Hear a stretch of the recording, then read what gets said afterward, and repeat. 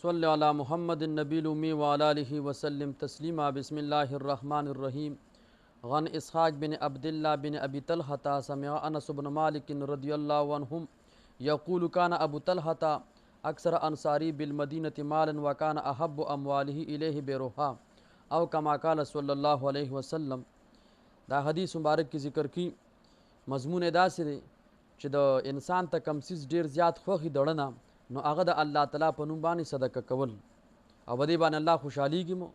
چې ته خسته سیز د الله تعالی په نوم باندې صدقه کی. د حدیث کی ذکر کی ابو طلحه رضی الله عنه مشهور صحابي دی او په انصار صحابو کې په مدینه منوره کې د ډیر باغونو او دغه شان ډیر هغه نیرونه یعنی کویانه هغه نه به دا باغونه هغه وبکول نو دله به د باغونو کې د ټول نه زیات وخت باغ بیروها یو باغ نو چې کله دا انس رضی الله عنه وی چې الله تعالی دا آیات نازل کړه لن تنالوا البر حتى تنفقوا مما تحبون هیڅ چېرې تاسو نشئ رسېدلی کمال د نیکۍ ته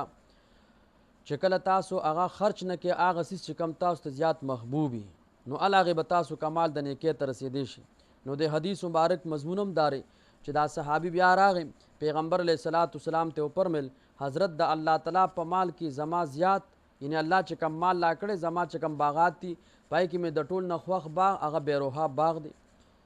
او بعض روایتو کې ذکر کی چې د به دوه پیرې هغه بیا میوه ورکوله به هر حال اخو ځان ته روایت دي خدای دړنه هغه ډیر خوښ وي دا د الله تعالی په نوم باندې صدقه دی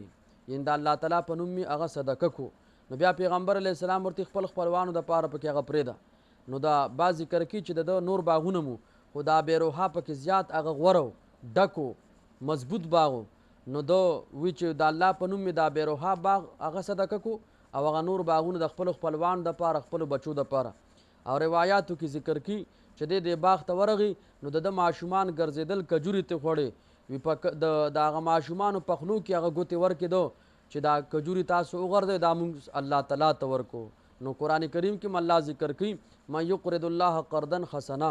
هغه څوک چې هغه الله تعالی ته قرض ورکړي قرض ښایسته. ګوره یو کس ته مونږ قرض ورکو نو هغه به بیا مونږ ته راکړي خو پته لګي نه چې کله به یې راکړي پوره به یې راکړي که کم به یې راکړي الله تعالی وي قرضدار دی زه شومه نو زه به یو په لس باندې در کوم. نو د حدیث خلاصه دار وته چې ښایسته څیز د الله تعالی په نوم باندې ورکول زموږ عوامو کې دا یو طریقه ده او دا طریقه غلطه ده. کپړې زړې شي نو غریب ته ورکړي هلکه ښایسته نه وي ورته واله هغه به په مونځ اودس کتاب کې پوره ثواب کېږي. او عام زمیندار خلک چې کم دی